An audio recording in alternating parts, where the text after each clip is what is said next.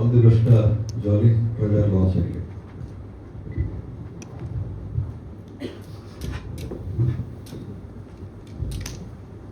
ಕ್ಲಾರಿಟಿಯೊಂದಿಗೆ ಒಂದು ದೊಡ್ಡ ಸಿನಿಮಾ ಫಸ್ಟ್ಗೆ ಶುರು ಮಾಡ್ತೀರಾ. ಬ್ಯಾಕ್ ಟು ಬ್ಯಾಕ್ ಅಷ್ಟು ಸಿನಿಮಾಗಳು ಕೂಡ ಅಂದರೆ ಏನೇ ಗ್ಯಾಪ್ ಕೊಟ್ಟರು ಬೆಸ್ಟ್ ಕ್ವಾಲಿಟಿ ಆಫ್ ಕಂಟೆಂಟು ಕೊಟ್ಟು ಚೇಂಜ್ ಮಾಡಿದ್ದೀರಾ. ಇಂಥ ಹೊತ್ತಲ್ಲಿ ಇಂಡಸ್ಟ್ರಿ ಪರಿಸ್ಥಿತಿ ನಿಮ್ಗೆ ಗೊತ್ತು ಆ್ಯಂಡ್ ಈ ಒಂದು ಕಂಟೆಂಟ್ ಬಗ್ಗೆ ನೀವು ಮಾಡಿ. ಎಲ್ರಿಗೂ ನಮಸ್ಕಾರ.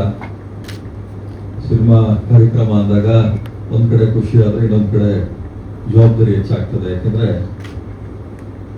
ಸಿನಿಮಾ ಆಡಿಯನ್ಸ್ಗಿಂತ ಹೆಚ್ಚಾಗಿ ಸಿನಿಮಾ ಕಷ್ಟಪಟ್ಟು ಮಾಡಿರುವಂಥ ಟೀಮು, ಪ್ರೊಡ್ಯೂಸರ್ಸು, ಅವ್ರ ಜವಾಬ್ದಾರಿ ಹೆಚ್ಚಿರ್ತದೆ. ಎಲ್ಲರೂ ಅವ್ರವ್ರ ಜೀವನ ನೋಡ್ಕೊಳ್ತಾರೆ. ಆದರೆ ನಿರ್ಮಾಪಕ ಅನ್ಸ್ಕೊಳ್ಳೋದು ಮಾತ್ರ ಎಲ್ಲ ಖಾಲಿ, ಅಂಗಡಿ ಎಲ್ಲ ಖಾಲಿ ಆದರೂ ಅಂಗಡಿ ಹೊರಗಡೆ ನಿಂತಿರ್ತಾನೆ. ಸೊ ಹಾಗಾಗಿ ಇವತ್ತಿನ ಸಿನಿಮಾ ಜಾಲಿ ಇಡೀ ಟೀಮ್ಗೆ ಆಲ್ ದಿ ಬೆಸ್ಟ್ ಹೇಳ್ತೀನಿ ನಾನು.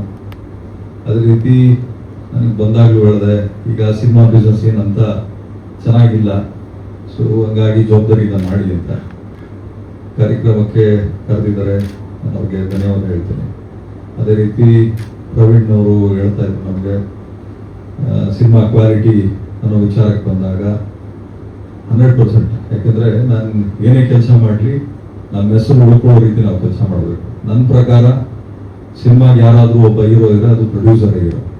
ಇದು ಯಾರೇನು ಮಾತಾಡೋದು ಪರವಾಗಿಲ್ಲ, ನನಗೆ ಅನಿಸಿರುವಂಥದ್ದು. ಯಾಕೆಂದರೆ ಯಾರೇನೇ ಕೆಲಸ ಮಾಡಿದ್ರು ಬಿಟ್ಟರು ಕೂಡ ಅಲ್ಟಿಮೇಟ್ಲಿ ಅಟ್ ದಿ ಎಂಡಲ್ಲಿ ದುಡ್ಡಿದ್ರೆ ಮಾತ್ರ ಸಿನಿಮಾ. ದುಡ್ಡು ಹಾಕೋನಿಗೆ ಫಸ್ಟ್ ಗೌರವ ಸಿಕ್ಕಿದಾಗ ಇಡೀ ಸಿನಿಮಾಕ್ಕೆ ಗೌರವ ಸಲ್ದಂಗೆ ಆಗ್ತದೆ. ತದನಂತರ ನಿರ್ಮಾಪಕರು, ಆದ ನಂತರ ನಿರ್ದೇಶಕರು ಬರ್ತಾರೆ. ಡೈರೆಕ್ಟರ್ಗಳಿಗೆ ಒಂದು ಕ್ಲಾರಿಟಿ ತಲೆಯಲ್ಲಿರಬೇಕು. ಏನು ಈ ಹಿಂದೆ ನೀನಾಸಂ ಸತೀಶ್ ಅವರು ಹೇಳಿದರು, ಏನಂತ ಒಂದು ಕ್ಲಾರಿಟಿ ಇರಬೇಕು ಸಿನಿಮಾ ಬಗ್ಗೆ. ನಾವು ಒಂದು ಜಮೀನು ತೊಗೊಳ್ತಾ ಇದ್ದೀವಿ ಅಂದರೆ ಪೇಪರ್ನ ಲೀಗಲ್ ಕೊಡ್ತೀವಿ, ಲೀಗಲ್ ಕೊಟ್ಟು ಲಿಟಿಗೇಷನ್ ಇದೆಯಾ ತಿಳ್ಕೊತೀವಿ, EC ಚೆಕ್ ಮಾಡ್ತೀವಿ. ಒಂದು ಹೆಣ್ಣು ತರಬೇಕಾದ್ರೂ ಅಷ್ಟೇ, ಅಥವಾ ಒಂದು ಹೆಣ್ಣು ಒಬ್ಬ ಗಂಡು ಮದುವೆ ಮಾಡಬೇಕಾದ್ರೂ ಪೂರ್ವಾಪರ ಎಲ್ಲ ನೋಡ್ತೀವಿ. ಸೋಷಿಯಲ್ ಮೀಡಿಯಲ್ಲಿ ಒಬ್ಬರನ್ನ ಫಾಲೋ ಮಾಡಬೇಕಾದ್ರೂ ಅವ್ರ ಹಿಂದೆ ಮುಂದೆ ಎಲ್ಲ ಚೆಕ್ ಮಾಡಿ ಫಾಲೋ ಮಾಡ್ತೀವಿ. ಸಿನಿಮಾ ಅಂತ ಬಂದಾಗ ಡೆಫಿನೆಟ್ ಆಗಿ ಒಂದು ಎಜುಕೇಷನ್ನು ಪ್ರತಿಯೊಬ್ಬರಿಗೂ ಇರಬೇಕಾಗ್ತದೆ. ಯಾಕೆಂದರೆ ಒಂದು ಸಿನಿಮಾ ರಿಲೀಸ್ ಆದಮೇಲೆ ಒಂದು ಶುಕ್ರವಾರಕ್ಕೆ ನಿಲ್ಲುತ್ತೋ ಅಥವಾ 5-6 ಶುಕ್ರವಾರಕ್ಕೆ ಹೋಗ್ತದೋ ಗೊತ್ತಿಲ್ಲ. ಆದರೆ ಆ ಸಿನಿಮಾ ಗೆಲ್ಸ್ಕೊಳ್ಳುವಂಥ ಶಕ್ತಿ ಇರುವಂಥದ್ದು ಯಾರು ಪ್ರೊಡ್ಯೂಸರ್ನ ಅಥವಾ ಹೀರೋ ಅಥವಾ ಕಲಾವಿದರುಗಳಿಗೆ ನೀವು ಕತೆ ನರೇಟ್ ಮಾಡಬೇಕಾದ್ರೆ ಏನನ್ಕೊಂಡು ನರೇಟ್ ಮಾಡಿರ್ತೀರಿ, ನೀವು ಡೈರೆಕ್ಷನ್ ಮಾಡಬೇಕಾದ್ರೆ ನೀವು ಎಕ್ಸಿಕ್ಯೂಷನಲ್ಲಿ ಯಾವ ರೀತಿ ಮಾಡಿರ್ತೀರಿ ಅನ್ನೋ ಕ್ಲಾರಿಟಿ ನಿಮ್ಗಳಿಗಿರಬೇಕು ಸಿನಿಮಾ ಟೆಕ್ನಿಕಲ್ ಟೀಮ್ಗೆ. ಇವಾಗ ನಮ್ಮಂಥವ್ರು ಯಾಕೆ ಸಿನಿಮಾಯಿಂದ ಬ್ರೇಕ್ ತೊಗೊಂಡಿದ್ದೀವಿ ಅಂದರೆ, ಸೊ ಮ್ಯಾಕ್ಸಿಮಮ್ ಸಿನಿಮಾಗಳು ಒಂದು 300-350 ಸಿನಿಮಾಗಳು ಬರ್ತಾ ಇದೆ. ಅದರಲ್ಲಿ ಎಷ್ಟು ಓಡ್ತಾ ಇದೆ, ಎಷ್ಟು ಓಡ್ತಾ ಇಲ್ಲ, ಎಷ್ಟು ಜನ ದುಡ್ಡು ಮಾಡ್ತಾ ಇದ್ದಾರೆ, ಎಷ್ಟು ಜನ ನಷ್ಟ ಅನುಭವಿಸ್ತಾ ಇದ್ದಾರೆ. ನಮ್ಮ ಏನು ಚೇಂಬರ್ ಲೀಸ್ಟ್ ಬಾದರ್. ಸೊ ನಾನು ಪ್ರತಿಯೊಬ್ಬರಲ್ಲೂ ಮನವಿ ಮಾಡ್ಕೊಳ್ಳೋದೇನು ಅಂದರೆ, ಸಂಪಾದನೆ ಮಾಡೋದು ಭಾಳ ಕಷ್ಟ ಇದೆ, ಉಳಿಸ್ಕೊಂಡು ಹೋಗೋದು ಭಾಳ ಕಷ್ಟಪಟ್ಟು ಉಳಿಸ್ಕೋಬೇಕು.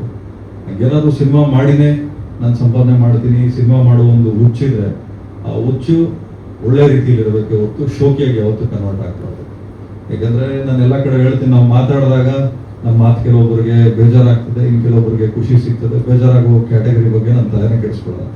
ಯಾರು ಖುಷಿ ಪಟ್ಟು ನಮ್ಮ ಮಾತನ್ನ ಸೀರಿಯಸ್ ಆಗಿ ತಗೊಳ್ತಾರೆ ಅಂಥವ್ರ ಜೊತೆ ನಾವಿರ್ತೀವಿ. ಈಗ ಜಾಲಿ ಸಿನಿಮಾ ನಾನು ನೋಡಿದೆ, ಏನು ಟ್ರೈಲರ್ ಖುಷಿ ಆಯಿತು, ಎಫರ್ಟ್ಸ್ ಹಾಕಿದ್ರಿ.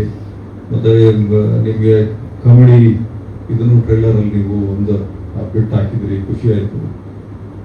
ಮುಂಚೆ ಹಳೆ ಸಿನಿಮಾಗಳು ನೀವು ನೋಡಿದ್ರೆ ನಿಮಗೆ ಕಾಮಿಡಿ ಸೀನ್ಗಳೇ ಹೆಚ್ಚು ಕಡಿಮೆ ಒಂದು 20-25 ಸೀನ್ ಇದೆ. ನಿಮ್ಮ ಕಾಮಿಡಿಯನ್ಸು ನಿಮಗೆ ಅಟ್ಲೀಸ್ಟ್ ಒಂದು 8 ಜನ ಕಾಮಿಡಿಯನ್ಸ್ ಇರ್ತಾ ಇದ್ರು. ಈಗ ಅಫೋರ್ಡ್ ಮಾಡೋಕ್ಕಾಗ್ತಾ ಇಲ್ಲ.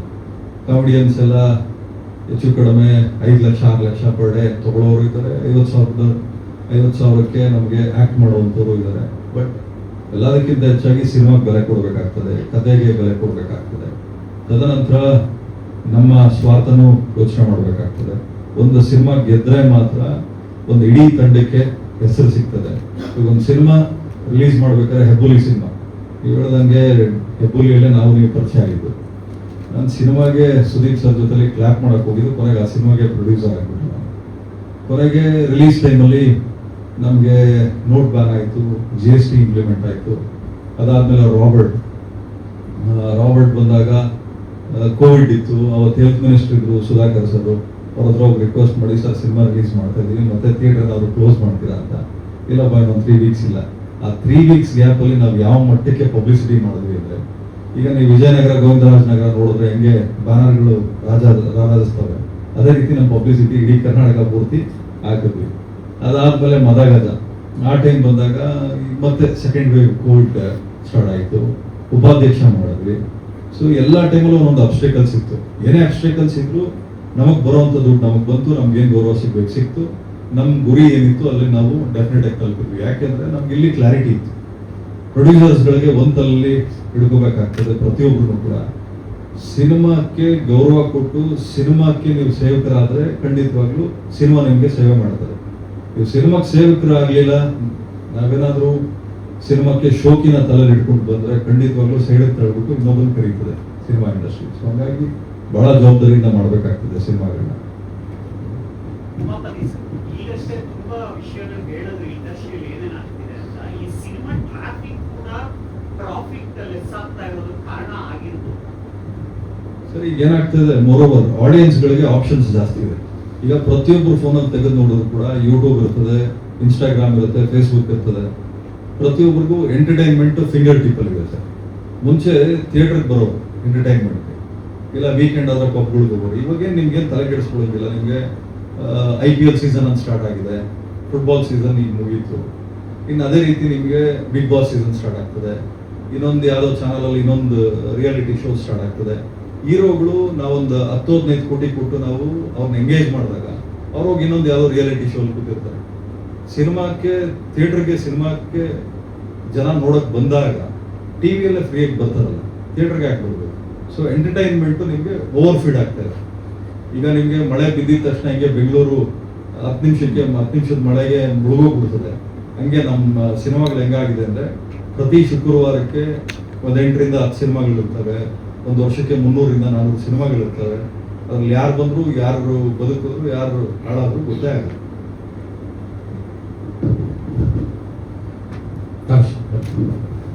ಹಾಗೆ ನಿರ್ಮಾಪಕರ ಮಾತಾಡ್ಬೇಕಾದ್ರೆ ಹೇಳ್ತಾರೆ ಕಂಟೆಂಟ್ಸು ಸಿನಿಮಾಸು ಇವ್ರ ಕೈಲಿ ಮಾಡಿಸ್ಬೇಕು ಸರ್, ಇದು ಮಾಡಿ ಅಂತೇಳಿ. ಫೈನಲಿ ನೀವೇ ಬಂದಿದ್ದೀವಿ. ಈ ಹುಡುಗ ತುಂಬ ಇನ್ಸ್ಪೈರ್ ಆಗಿದ್ದಾರೆ. ಅರುಷ್ ಅವರು ಹೀರೋ ಆಗಿ ಕೂಡ ಆ್ಯಕ್ಟ್ ಮಾಡಿದ್ದಾರೆ, ಡೈರೆಕ್ಟರ್ ಆಗಿ ಕೂಡ ರೆಸ್ಪಾನ್ಸಿಬಿಲಿಟಿ ಸಿನಿಮಾ ಮೇಲೆ ತೋರಿಸಿದ್ದಾರೆ. ಭಾಳ ಖುಷಿ ಆಗ್ತದೆ. ಬ್ರಿಡ್ಜ್ ಯಾದವ್ ಅಂತ ಹೆಸರೇ ಭಾಳ ಚೆನ್ನಾಗಿದೆ ಪ್ರೊಡ್ಯೂಸರ್ದು. ಮತ್ತು ನಾಗವೇಣಿ ನಿರ್ಮಾಪಕರು, ಹೀರೋ ಕಮ್ ಡೈರೆಕ್ಟರ್. ನೀವೇ ಇದ್ದೀರಿ, ನೀವು ಸಿನಿಮಾ ಬಗ್ಗೆ ಹೇಳಿ ಸರ್.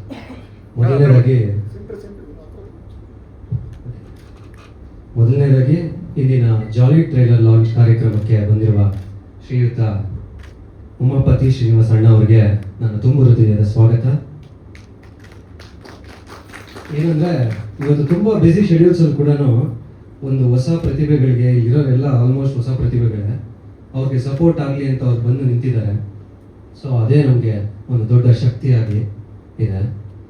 ಸೊ ಅಣ್ಣ ಹೇಳಿದ್ದೆಲ್ಲ ಕರೆಕ್ಟು, ಹೌದು. ಇತ್ತೀಚೆಗೆ ಹಲವಾರು ಜನ ಥಿಯೇಟ್ರಿಗೆ ಬರ್ತಾ ಇಲ್ಲ, ಧಾವಿಸ್ತಾ ಇಲ್ಲ. ಬಟ್ ಒಂದು ವಿಷಯ ಏನಂದ್ರೆ ಅಣ್ಣ, ಥಿಯೇಟ್ರ್ ಹತ್ರ ಬರ್ತಾ ಇಲ್ಲ ಅಂದ್ರಲ್ಲ, ಅದಕ್ಕೆ ನಮ್ಮ ಮನೇಲಿ ಎಲ್ಲರ ಮನೆಯಲ್ಲೂ ಪೂಜೆ ರೂಮ್ ಇರುತ್ತೆ. ಸೊ ಎಲ್ಲರೂ ಪೂಜೆ ಮಾಡ್ತಾ ಇರ್ತಾರೆ. ಬಟ್ ದೇವಸ್ಥಾನಕ್ಕೆ ಹೋಗೋದು ಯಾರೂ ಬಿಡಲ್ಲ. ಯಾಕೆ ಅಂದರೆ ಅಲ್ಲೊಂದು ವೈಬ್ ಸಿಗುತ್ತೆ. ಸೊ ಅದೇ ರೀತಿ OTT ಪ್ರತಿಯೊಬ್ಬರ ಮನೆಯಲ್ಲೂ ಇರುತ್ತೆ, ಫೋನು, ಎಲ್ಲರ ಇದರಲ್ಲೂ ಎಂಟರ್ಟೈನ್ಮೆಂಟ್ ಸಾಕಷ್ಟು ಬರ್ತಾ ಇದ್ದಾವೆ. ಆದರೆ ಆ ಥಿಯೇಟ್ರಿಗೆ ಹೋಗೋ ವೈಬು ಮತ್ತು ಒಂದು 2-3 ಅವರು ಅವ್ರಿಗೆ ಆ ಚಿಂತೆ ಎಲ್ಲ ಬಿಟ್ಟು, ಮತ್ತು ಅವ್ರಿಗೆ ಏನು ಟೆನ್ಷನ್ಸ್ ಇರುತ್ತೋ ಅದನ್ನೆಲ್ಲ ಬಿಟ್ಟು ಅವ್ರು ನೋಡ್ತಾರಲ್ಲ, ಆ ಒಂದು ಫೀಲು ಅವ್ರ ಮನೆಗಳಲ್ಲಿ ಕೊಡಲ್ಲ. ಸೊ ಹಾಗಾಗಿ ನಾನು ಪ್ರೇಕ್ಷಕರಲ್ಲಿ ಕೇಳ್ಕೊಳ್ಳೋದು, ಥಿಯೇಟ್ರಿಗೆ ಬಂದು ಸಿನಿಮಾ ನೋಡಿ ಅಂತ ಈ ಥರ ಹೇಳಕ್ಕೆ ಇಷ್ಟಪಡ್ತೀನಿ. ಮತ್ತು ಇಂಥ ಲೆಜೆಂಡರಿ ಪ್ರೊಡ್ಯೂಸರ್ ಬಂದು ನಮ್ಮ ಸಿನಿಮಾಗೆ ಇವತ್ತು ಟ್ರೈಲರ್ ಲಾಂಚ್ ಮಾಡಿದ್ದಕ್ಕೆ ತುಂಬ ಧನ್ಯವಾದ ಅಣ್ಣ. ಹೋಲ್ ಜಾಲಿ ಟೀಮಿಂದ ಧನ್ಯವಾದ. ಒಂದು ನಿಮಿಷ.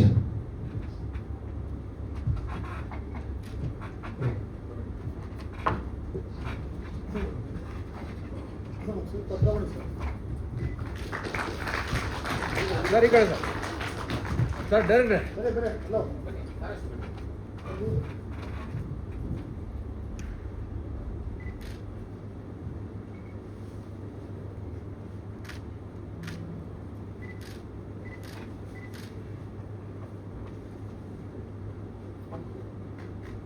ಸರ್ ಹತ್ರ ಬಿಡಿ ಈ ಕಡೆ ಬಿಡ್ಬಿಡಿ ಅರಡಿ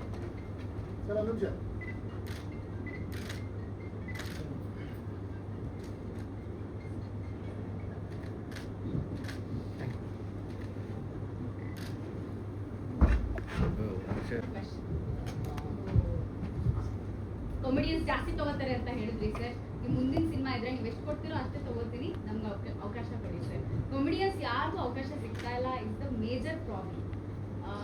ಬರೀ ಕೊಚ್ಚು ಹೊಡೆದಾಕು ಫೈಟು ಇದಕ್ಕೆ ಜಾಸ್ತಿ ಇಂಪಾರ್ಟೆನ್ಸ್ ಕೊಡ್ತಾ ಇದ್ದಾರೆ ಹೊರತು ಕಾಮಿಡಿಯನ್ಸಿಗೆ ನಿಜವಾಗ್ಲೂ ಜಾಸ್ತಿ ಸ್ಪೇಸ್ ಇಲ್ಲ.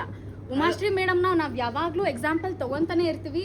ಅವ್ರು ಮಾಡೋ ಥರ ನಮ್ಗೆ ಯಾಕೆ ಮಾಡೋಕ್ಕಾಗ್ತಿಲ್ಲ? ಅಟ್ಲೀಸ್ಟ್ ಅವ್ರ ರೇಂಜ್ಗೆ ಆ್ಯಕ್ಟ್ ಮಾಡದೇ ಇದ್ದರೂ ಅಟ್ಲೀಸ್ಟ್ ಅವ್ರಿಗೆ ಸಿಕ್ಕಿರೋ ಕೆಲವು ಅವಕಾಶಗಳು ಅಟ್ಲೀಸ್ಟ್ ನಮಗೆ ಸಿಗಲಿ ಅಂತ.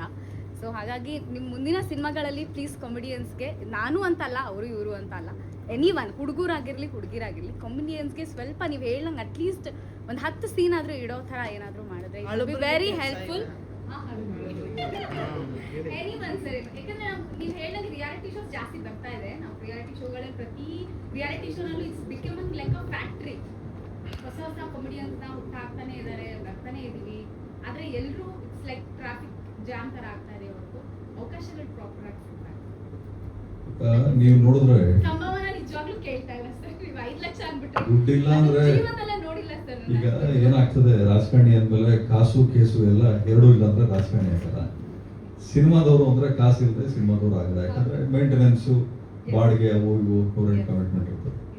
ಯಾಕೆ ಆ ಮಾತು ಹೇಳಿದೆ ಅಂದ್ರೆ, ಈಗ ನಾವೇ ಮನೇಲಿ ಕೂತ್ಕೊಂಡು ಸಿನಿಮಾ ನೋಡ್ಬೇಕಾದ್ರೆ ನನಗೆಲ್ಲ ಸಿನಿಮಾಗಿಂತ ಬಹಳ ಖುಷಿ ಕೊಡುವಂಥದ್ದು 2 ಸಿನಿಮಾ ನಮ್ಮ ಬ್ಯಾನರಲ್ಲಿ ಮಾಡಿರೋದು. ಒಂದಲ್ಲ ಎರಡಲ್ಲ, ಎರಡನೇದು ಉಪಾಧ್ಯಕ್ಷ. ಇವೆರಡು ಸಿನಿಮಾ ಕಾಮಿಡಿ ಮೇಲೆ ವರ್ಕ್ ಮಾಡಿದ್ವಿ. ಈಗ ನೀವೇ ಯೋಚನೆ ಮಾಡಬೇಕು, ಒಬ್ಬ ಚಿಕ್ಕಣ್ಣ ಅನ್ನೋದನ್ನ ನ್ಯಾಚುರಲ್ ಸ್ಟಾರ್ ಅಂತ ನಾವು ಲಾಂಚ್ ಮಾಡಿದ್ದೀವಿ ಅಂದರೆ ಅದು ನಮ್ಮ ಧೈರ್ಯ. ಯಾಕಂದರೆ ನಮ್ಮ ಸಿನಿಮಾ ಮೇಲಿರೋ ಮರ್ಯಾದೆ, ಸಿನಿಮಾ ಮೇಲಿರೋ ನಂಬಿಕೆ, ಆ ಸ್ಕ್ರಿಪ್ಟ್ಗೆ ಹೆಚ್ಚು ಕಡಿಮೆ 2 ವರ್ಷ ವರ್ಕ್ ಮಾಡಿದ್ವಿ. ಈಗ ಸೀನ್ಗಳು ಬರೀಬೇಕಾದ್ರೆ ಡೈರೆಕ್ಟರ್ಗಳು ಕಾಮಿಡಿ ಮೇಲೆ ಸೀನ್ಗಳು ಬರೀಬೇಕಾಗ್ತದೆ, ಸಿನಿಮಾ ಕತೆ ಮಾಡಬೇಕಾಗ್ತದೆ. ನೀವು ಹೇಳ್ದಂಗೆ ಒಡಿ ಬಡಿ ಅದಕ್ಕೆ OTTಗಳಿದ್ದಾವೆ. ಸೆನ್ಸರ್ ಇಲ್ಲದೆ ನೀವೊಂದು ಸಿನಿಮಾಕ್ಕೆ ಏನಾದರೂ ಒಂದು ಕಾಮಿಡಿ ಮಾಡಬೇಕಾದ್ರೂ ಒಂದು ಪದ ವ್ಯತ್ಯಾಸ ಆದರೂ ಸೆನ್ಸರು ಅಲ್ಲೇ ಹಿಡಿದಾಕ್ತಾರೆ. ಬೀಂಗ್ ಅ ಪ್ರೊಡ್ಯೂಸರ್ ನಾನು ಜಗಳ ಮಾಡಿ ನನ್ನ ಸೀನ್ನ ನಾನು ಉಳಿಸ್ಕೊಂಡಿದ್ದೀನಿ ಸಿನಿಮಾಕ್ಕೆ. ಡೈರೆಕ್ಟರ್ಗಳು ಮರ್ತೋಗ್ಬಿಟ್ಟಿರ್ತಾರೆ. ನಾನು ಕೂತ್ಕೊಂಡು ಒಂದ್ಸಲಿ ಕತೆ ಕೇಳಿದ್ಮೇಲೆ ಯಾವ ಕಥೆಯಲ್ಲಿ ಏನೇನಿದೆ, ಯಾವ ಡೈಲಾಗ್ ಇದೆ ನನ್ನ ತಲೆಯಲ್ಲಿ ಇಟ್ಕೋತೀನಿ. ಅದು ಬಿಟ್ಟು ಬೇರೆ ಏನೇ ಕೇಳೋದು ನನಗೆ ನೆನಪಿರಲ್ಲ. ವ್ಯಾಪಾರ ಅನ್ನೋದು ಒಂದೇ ನನಗೆ ನೆನಪಿರೋದು, ಸಂಬಂಧಗಳು ನೆನಪಿರ್ತದೆ. ಯಾಕೆ ಈ ಮಾತು ಹೇಳಿದೆ ಅಂದರೆ, ನೋಡಿ ನಾವು ಉಪಾಧ್ಯಕ್ಷ ಇದು ಮಾಡಬೇಕಾದ್ರೆ ಸೆನ್ಸರ್ ಬೋರ್ಡ್ ಅವ್ರಿಗೆ ನಾನು ಕೇಳ್ದೆ, ಅಲ್ಲ ಸರ್ ನಿಮಗೆ ಕಾಮಿಡಿ ಶೋಗಳಿಗೆ ನೀವು ನೋಡ್ತಾ ಇದ್ರೆ ಇಂಟಿಮಸಿ ಸೀನ್ ಹೇಳ್ತಾರೆ, ಡೈಲಾಗ್ಗಳು ಎಲ್ಲ ಡಬಲ್ ಅಲ್ಲ, ತ್ರಿಬಲ್ ಅಲ್ಲ, 10 ಟೈಮ್ಸ್ ಅದೊಂಥರ ವಿಚಿತ್ರ ಡೈಲಾಗ್ಗಳು ಹೇಳ್ತಾರೆ. ನಿಮಗೆ ಅಡ್ವರ್ಟೈಸ್ಮೆಂಟ್ಸ್ ತುಂಬ ಇಂಟಿಮಸಿ ಸೀನ್ ಹೇಳ್ತಾರೆ. ನಾವೊಂದು ಸಿನಿಮಾದಲ್ಲಿ ಒಂದೇ ಒಂದು ಚಿಕ್ಕ ಸೀನ್ ಇಟ್ಬಿಟ್ರೆ ಕಟ್ ಮಾಡಿಸ್ತಾರೆ. ಆ ಬೋರ್ಡಲ್ಲಿ ಕೂತಿರೋರು ಯಾರು, ಆರ್ಟಿಸ್ಟ್ಗಳೇ ಕೂತ್ಕೊಳ್ತಾರೆ. ಅವ್ರು ನಮ್ಮ ಹತ್ರ ವಾದ ಮಾಡ್ತಾರೆ, ನೀವು ಡಿಲೀಟ್ ಮಾಡಬೇಕು ಅಂತ. ಒಂದು ಚಿಕ್ಕ ಪದನ ಡಿಲೀಟ್ ಮಾಡಬೇಕು ಅಂತಾರೆ. ಈಗ ಕಾಮಿಡಿ ನಾವು ಯಾಕೆ ಇಂಪಾರ್ಟೆನ್ಸ್ ಕೊಡಬೇಕು ಅಂದರೆ, ಸಿನಿಮಾಕ್ಕೆ ಬರೋವಂಥವ್ರು ಯಾರು ಸ್ಟ್ರೆಸ್ ತೊಗೊಳಕ್ಕೆ ಬರಲ್ಲ, ಸ್ಟ್ರೆಸ್ ಬಸ್ಟರ್ ಆಗಿ ಸಿನಿಮಾ ನೋಡೋಕ್ಕೆ ಬರ್ತಾರೆ. ಈಗ ಉಮಾಶ್ರೀ ಮೇಡಮ್ದು ನೀವು ಹೇಳೋದು, ಅವತ್ತಿನ ಕಾಲದಲ್ಲಿ ನಿಮಗೆ ಡೈರೆಕ್ಟರ್ಗಳ ವಿಷನ್ ಏನಿತ್ತು ಅಂದರೆ ಕತೆ ಮೇಲೆ ಕೂತ್ಕೊಂಡು ಫೋಕಸ್ ಮಾಡೋದು. ಇವತ್ತು ಹೀರೋ ಎಲಿವೇಶನ್ ಕೇಳ್ತಾರೆ, ಬಿಲ್ಡಪ್ ಸೀನ್ ಕೇಳ್ತಾರೆ. ಈಗ ಸಿನಿಮಾ ಪೂರ್ತಿ ಬಿಲ್ಡಪ್ ಸೀನೇ ಆಗ್ಬಿಟ್ರೆ ಸಿನಿಮಾ ಎಲ್ಲಿರ್ತದೆ? ಹೀರೋ ಸೆಂಟ್ರಿಕ್ ಸಿನಿಮಾಗಳು ಕಡಿಮೆ ಆಗಬೇಕು. ನಿಮಗೆ ಉಪಾಧ್ಯಕ್ಷ ನೀವು ನೋಡ್ಬೋದು, ಹೀರೋ ಸೆಂಟ್ರಿಕ್ ಇಲ್ಲವೇ ಇಲ್ಲ. ಎಲ್ಲೂ ಹೀರೋ ಹೊಡೆದಿಲ್ಲ, ಒದೆ ತಿಂದಿದ ನೋಡ್ತು, ಹೀರೋ ಎಲ್ಲೂ ಹೊಡೆದಿಲ್ಲ. ಸೊ ನಾವು ಕಾಮಿಡಿಗೆ ಕೊಡುವಂಥ ಆದ್ಯತೆ ಅದು.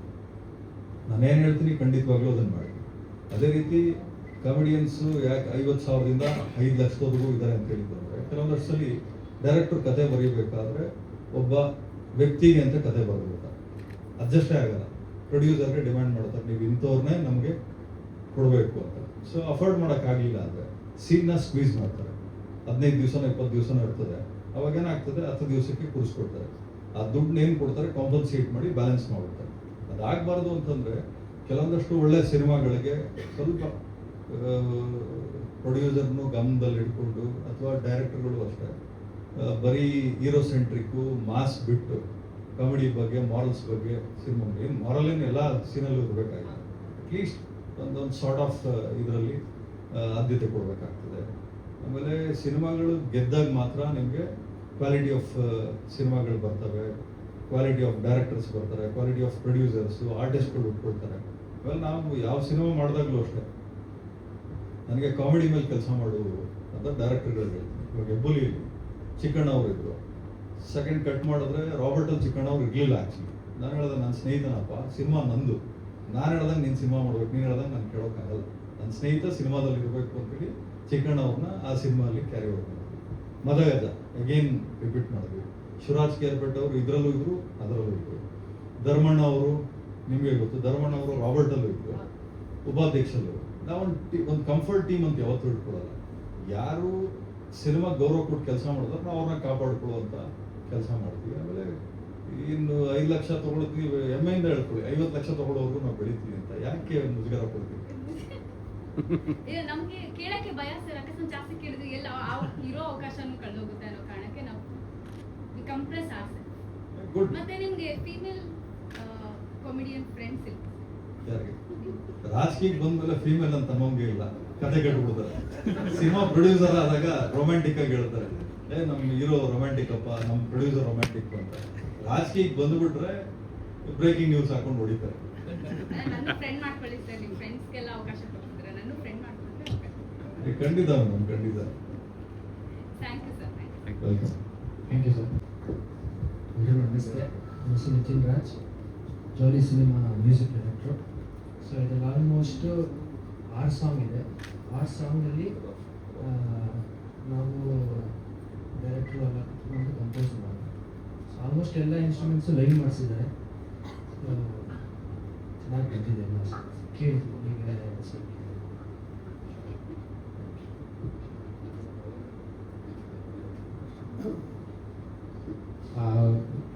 Okay, very nice. ಇವಾಗ ಲಿರಿಕ್ಸ್ ಮೈಕ್ ಹತ್ರ ಇಟ್ಕೊಡಿ. ಬಂಚಿಗೆ ಬಂದು ಲಿರಿಕ್ಸು ಯೋಗರಾಜ್ ಪಟೇಲ್ ಸರ್ ಬರೆದಿದ್ದಾರೆ. ಸೊ ಇನ್ನೊಂದು ನಾಮೆ ಇಸ್ಕಾ ಜಾಲಿ ಬಂದು ತಾರೇಶ್ವರ ಬರೆದಿದ್ದಾರೆ. ಆಮೇಲೆ ಅಪ್ಪ ಮಗಳು ಇದ್ರದ್ದು ಬಂದು ಕಿನ್ನರ್ ರಾಜ್ ಸರ್ ಬರೆದಿದ್ದಾರೆ. ಸೊ ಆಲ್ಮೋಸ್ಟ್ ಸ್ವಲ್ಪ ಸ್ಟಾರ್ಸ್ ಬರೆದಿದ್ದಾರೆ ಸಿನಿಮಾ.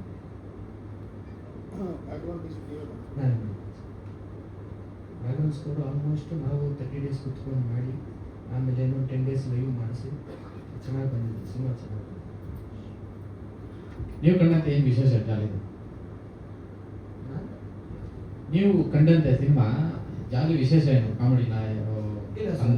ಸಿನಿಮಾ ಇದರಲ್ಲಿ ಕಾಮಿಡಿನೂ ಇದೆ, ಲೈಕ್ ಅಪ್ಪ ಮಗಳು ಸೀನ್ ಅದ್ರದ್ದು ಇದು ಇದೆ, ಆಮೇಲೆ ಫೈಟ್ಸು ಇದೆ ಜಾಸ್ತಿ, ಲೈಕ್ ಆಲ್ ಎಲ್ಲ ಟೋಟಲ್ ಫ್ರಿಜ್ಜು ಇದೆ ಈ ಸಿನಿಮಾಲಿ, ಎಲ್ಲಾನು ಅವೈಲೇಬಲ್ ಇದೆ. ಇಲ್ಲ, ನಮ್ಮದು 4th ಸಿನಿಮಾ. ಮುಂಚೆ ಅಸ್ಥಿರ, ಆತ್ಮ, ಸ್ನೇಹರ್ಷಿ ಅಂತ ಒಂದು ಬಿಟ್ಟು ಇವಾಗ ಚಾಲು.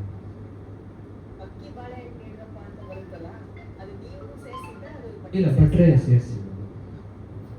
ಸೊ ಅದನ್ನ ಇಟ್ಕೊಂಡು ಒಂದು ಸಾಂಗ್ ಅದನ್ನ ಮಾಡೋಣ ಅಂತ ಸರ್ ಕೊಟ್ಟಿದ್ದು, ಅದನ್ನ ಇಟ್ಕೊಂಡು ಆ ಸಾಂಗ್. Thank you. ಕಲಾವಿದರು ಆ್ಯಕ್ಟ್ ಮಾಡಿದ್ದಾರೆ ಇವತ್ತು.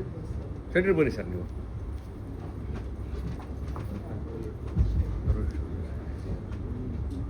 ಸರ್ ತರುಣ್ ಸರ್ ಸೆಂಟ್ರ್ ಬನ್ನಿ.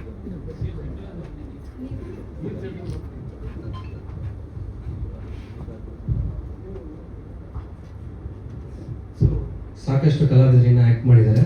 ಇವತ್ತು ಅವರ ಅನುಪಸ್ಥಿತಿಯಲ್ಲಿ ಯಾರ್ಯಾರು ಇದ್ದಾರೋ ಅವರೆಲ್ಲರೂ ನಮ್ಮ ಜಾಲಿ ಚಿತ್ರದ ಬಗ್ಗೆ ಕೆಲವೊಂದು ಮಾತುಗಳನ್ನ ಹೇಳ್ತಾರೆ, ಏನೇನು ನಡೀತು ಅಂತ ಹಂಚ್ಕೋತಾರೆ. ಸೊ ಮೊದಲನೇದಾಗಿ ರೇಖಾ ದಾಸ್ ಮ್ಯಾಮ್ ಜೊತೆ ಮಾತಾಡ್ಸೋಣ. ಮಾಧ್ಯಮ ವರ್ಗದವರಿಗೆ, ಕಲಾ ತಂಡವರಿಗೆ ಹಾಗೂ ಕಲಾಭಿಮಾನಿಗಳಿಗೆ ನಿಮ್ಮ ರೇಖಾ ದಾಸ್ ಮೇಡಮ್ ನಮಸ್ಕಾರ. ಈ ಜಾಲಿ ಅನ್ನೋ ಸಿನಿಮಾ ನನಗೆ ತಾದರ್ಶ್ ಅವರು ನನಗೆ ಕಾಲ್ ಮಾಡಿ, ಮೇಡಮ್ ಇದು ಒಂದೇ ಚಿಕ್ಕ ಸೀನ್ ಇದೆ, ತುಂಬ ಚಿಕ್ಕ ಸೀನ್ ಇದೆ ಅಮ್ಮಮ್ಮ, ಅಂದರೆ 2 ಸೀನ್ ಬರ್ಬೋದು ಅಷ್ಟೇ, ಮಾಡ್ತೀರಾ ಅಂತಂದರು. ಮಾಡ್ತೀನಿ ಅಂತ ಅಂದೆ. ಎಷ್ಟೋ ವರ್ಷಗಳಿಂದ ಹಳೆಯ ಕಲಾವಿದರಿಗೆ ಕೆಲಸನೇ ಇಲ್ಲ ಇಂಡಸ್ಟ್ರಿಯಲ್ಲಿ. ಯಾವ ಪ್ರೊಡ್ಯೂಸರು ಕರೀತಿಲ್ಲ, ಎಲ್ಲ ಹೊಸಬ್ರನ್ನ ಹಾಕೋತಾರೆ. ಗಂಡಸರಿಗೆ ಕಾಮಿಡಿಗೆ ಕರೀತಾರೆ, ಆದರೆ ಹೆಣ್ಣು ಮಕ್ಕಳಿಗೆ ಕರೆಯೋದೇ ಬಿಟ್ಬಿಟ್ಟಿದ್ದಾರೆ. ಇದು ನಾನು ತಿಳಿದ ಮಟ್ಟಿಗೆ ಎಷ್ಟೋ ವರ್ಷಗಳಿಂದ ಇದನ್ನು ನಾನು ಎಲ್ಲ ಮೀಡಿಯಾದಲ್ಲೂ ಹೇಳ್ತಾ ಬಂದಿದ್ದೀನಿ. ಆದ್ರೂ ಯಾವುದೇ ಥರದ ಏನು ಎಫೆಕ್ಟ್ ಆಗಲಿಲ್ಲ ಅಂತ. ಅದರಲ್ಲಿ ಕೆಲಸ ಇಲ್ದಿರೋ ಟೈಮಲ್ಲಿ ನನಗೆ ತಾರುಷ್ ಅವರು ಕರೆದು ಕೆಲಸ ಕೊಟ್ಟಿದ್ದು. Thank you so much Tarush. All the best for the movie. ನನ್ನ ಕ್ಯಾರೆಕ್ಟರ್ ತುಂಬ ಚೆನ್ನಾಗಿದೆ, ಪ್ರಿನ್ಸಿಪಲ್ ಕ್ಯಾರೆಕ್ಟರು. ಅದರಲ್ಲಿ ಕಾಮಿಡಿ ಅಂಥದ್ದು ಒಂದು ಚಿಕ್ಕ ಸೀನ್ ಆದ್ರೂ ಅದು ಒಂದು ವೆಯ್ಟ್ ಇದೆ ಆ ಕ್ಯಾರೆಕ್ಟ್ರಿಗೆ. ಅಷ್ಟು ಚೆನ್ನಾಗಿ ಬಂದಿದೆ. Thank you once again and thank you for the team. ಅದೇ ಇದನ್ನ ಎಲ್ಲರೂ ಮರಿತಾ ಇದ್ದಾರೆ. ಸೊ ಬಟ್ ನಮ್ಮದ್ರಲ್ಲಿ ಸಾಧ್ಯವಾದಷ್ಟು ಶೋಭರಾಜ್ ಸರ್ ಆಗಿರ್ಬೋದು, ರೇಖಾ ದಾಸ್ ಮ್ಯಾಮ್ ಆಗಿರ್ಬೋದು, ಯಾಕಂದರೆ ನಾವು ಆಗಲೇ ಸುಷ್ಮಿತಾ ಮ್ಯಾಮು ನೇಮ್ ಮಾಡಿದ್ರು ಉಮಾಶ್ರೀ ಅಮ್ಮ ಅಂತ. ಇವ್ರನ್ನೆಲ್ಲ ನೋಡಿ ನಾವು ಬೆಳೆದಿರೋರು. ಏನಂದರೆ ಒಂದು ಸೀನ್ಗೆ, ಒಂದು ಸಿನಿಮಾಗೆ ಎಲ್ಲ ಎಮೋಷನ್ಸು ಅತಿ ಮುಖ್ಯವಾಗಿರುತ್ತೆ. ಸೊ ಅದರಲ್ಲಿ ಕಾಮಿಡಿ ಕೂಡ ಎಲ್ಲರೂ ಅತಿ ಹೆಚ್ಚು ಇಷ್ಟಪಡೋದೆ ಕಾಮಿಡಿ. ಸೊ ಆ ಜಾನರಲ್ಲಿ ಹಳೆ ನಟರು ಎಲ್ಲರೂ ಮತ್ತೆ ಬರಬೇಕು, ಮತ್ತೆ ಆ ಸಿನಿಮಾ ಥಿಯೇಟ್ರಲ್ಲಿ ರಾರಾಜಿಸ್ಬೇಕು ಅಂತ ನಾನು ಕೇಳ್ಕೊತೀನಿ ಮೇಡಮ್. ನಂತರ ಸಿದ್ದೇಶಣ್ಣ ಅವರು ಒಂದು ಮುಖ್ಯ ಪಾತ್ರದಲ್ಲಿ ಮಾಡಿದ್ದಾರೆ. ಎಲ್ರಿಗೂ ನಮಸ್ಕಾರ. ನಾನು ಮುಖ್ಯ ಪಾತ್ರದಲ್ಲಿ ಮಾಡಿಲ್ಲ, ನಾನು ಸೆಕೆಂಡ್ ಹೀರೋಯಿನ್ ಇದರಲ್ಲಿ. ಸೆಕೆಂಡ್ ಹೀರೋ ಅಂದರೆ ಒಂದು ಸೆಕೆಂಡಲ್ಲಿ ಬಂದೋಗ್ಬಿಡ್ತೀನಿ. ಸೆಕೆಂಡ್ ಹೀರೋ ಒಂದು ಯಾವುದೋ ಒಂದು ಮಾಸ್ಟರ್ ಪಾತ್ರ ಒಂದು ಕೊಟ್ಟಿದ್ದಾರೆ, ಖುಷಿ. ಆದರೆ ಇವತ್ತು ಸಿನಿಮಾ ಬಗ್ಗೆ ತುಂಬ ವಿಸ್ತಾರವಾಗಿ ಉಮಾಪತಿ ಸರ್ ಹೇಳಿದ್ರು. ನಿಜನೇ, ಅವ್ರು ಹೇಳಿದ ಮಾತುಗಳೆಲ್ಲವೂ ಸತ್ಯನೇ. ಅವರೊಂದು ನಿಷ್ಠುರವಾದ ಮಾತುಗಳು ಕೂಡ ಮಾತಾಡಿದ್ರು. ಆದರೆ ಇವತ್ತು ಆ ಥರದ್ದು ಯಾರೇನು ಕಂಡ್ರೂ ಪರವಾಗಿಲ್ಲ ಅನ್ನೋದು ಮಾತು ಹೇಳಿದ್ರಲ್ಲ, ಅದು ಒಂದು ಇದು. ಇವತ್ತು ನಾನು ಕೂಡ ಹೇಳ್ತಾ ಇದ್ದೀನಿ. ಇವತ್ತು ಎಷ್ಟೋ ಜನ ಕೆಲವರು ತೆಲುಗಿಗೆ ಮಾಡೋಂಥದ್ದಿದೆ, ಏನು ಸಿನಿಮಾಗಳನ್ನ ದುಡ್ಡು ಇದು ಮಾಡೋದಿದೆ. ಆದರೆ ಇವತ್ತು ಈ ತಾರುಷ್ ಏನಿದ್ದಾನೆ, ಅವನೊಬ್ಬ ರಂಗಭೂಮಿ ಕಲಾವಿದ. ನಮ್ಮ ಜನಪದರು ಅಂತೇಳಿ ನಮ್ಮದೊಂದು ರಂಗತಂಡ ಇದೆ, ಅದು ನಿಂಬೆಕಾಯಿಪುರ ಹೊಸಕೋಟೆ ಹತ್ರ ಇದೆ. ಆ ರಂಗತಂಡದ ಕಲಾವಿದ ಅವನು. ಅಲ್ಲಿ ಸ್ಟೇಜಲ್ಲಿ ಮಳೆ ಹೊಡೆಯೋದ್ರಿಂದ ಹಿಡಿದು ಮ್ಯೂಸಿಕ್ ಇರ್ಬೋದು, ನಟನಾಗಿ, ನಿರ್ದೇಶಕನಾಗಿ, ಎಲ್ಲ ಸೆಟ್ ವರ್ಕ್ ಆಗಿ ಎಲ್ಲ ಕೆಲಸವನ್ನು ಮಾಡಿ ಅವನು ಕಲೆಯನ್ನು ಮೈಗೂಡಿಸಿ ಇವತ್ತು ಆ ಕಲೆನ ಒಂದು ಎಲ್ಲರಿಗೂ ವಿಸ್ತರಿಸಬೇಕು ಅಂತೇಳಿ ಇವತ್ತು ಅವನು ಒಂದು ಎಫರ್ಟ್ ಹಾಕಿ ಇವತ್ತು ಕಷ್ಟಪಟ್ಟು ಇಲ್ಲಿ ಒಂದು ಸಿನಿಮಾನ ಮಾಡಿದ್ದಾನೆ. ಇಂಥ ಒಂದು ಕಲಾವಿದರಿಗೆ ಎಲ್ಲರ ಪ್ರೋತ್ಸಾಹ ತುಂಬಾ ಮುಖ್ಯ. ಎಲ್ಲ ಪ್ರೇಕ್ಷಕ ಮಹಾಪ್ರಭುಗಳು ಇಂಥ ನಟರಿಗೆ ಆಶೀರ್ವಾದ ಮಾಡಲಿ, ಮಾಧ್ಯಮ ಮಿತ್ರರು ಕೂಡ ಇಂಥವರ ಸಹಾಯಕ್ಕೆ ನಿಂತ್ಕೊಳ್ಳಿ ಅಂತ ಹೇಳ್ತಾ ಈ ಸಿನಿಮಾ ಯಶಸ್ವಿ ಆಗಲಿ ಅಂತೇಳಿ ನನ್ನ ಮಾತನ್ನು ಮುಗಿಸ್ತಾ ಇದ್ದೀನಿ. ಬಿಡಲ್ಲ ಅಂತ ಕೇಳ್ತಾ ನೆಕ್ಸ್ಟ್ ಸುಷ್ಮಿತಾ ಮ್ಯಾಮ್ ಮಾತಾಡ್ತಾರೆ.